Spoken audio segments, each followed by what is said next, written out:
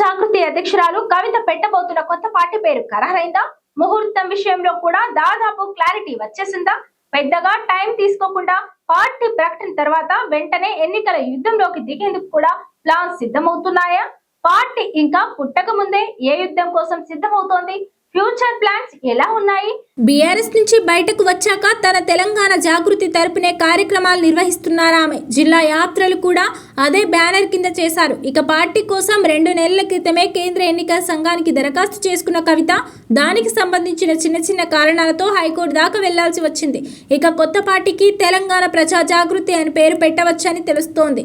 అతి త్వరలోనే దీనికి సంబంధించిన తుది నిర్ణయం తీసుకోవచ్చని అంటున్నారు.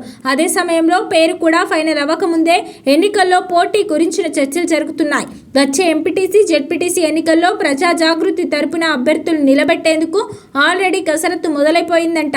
ఇటీవల జరిగిన మున్సిపల్ ఎన్నికల్లో ఆల్ ఇండియా ఫార్వర్డ్ బ్లాక్ గుర్తుతో తెలంగాణ జాగృతి నాయకులు పోటీ చేశారు. సీట్లు గెలవకపోయినా చాలా చోట్ల జాగృతి అభ్యర్థులు గెలుపు ఓటములను ప్రభావితం చేశారన్న లెక్కలున్నాయి.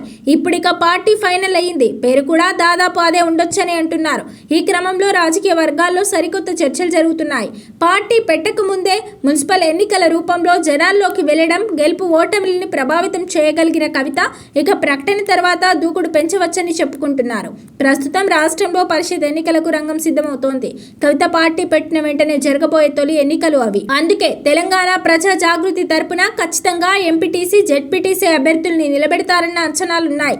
ఈ మధ్య ఒక చిట్చాట్లో కూడా అదే విషయాన్ని చెప్పారు కవిత. ఇప్పటి నుంచి తమ అనుచరులు ఎన్నికల్లో పోటీ గురించి తనతో చర్చిస్తున్నారని అన్నారు ఆమె.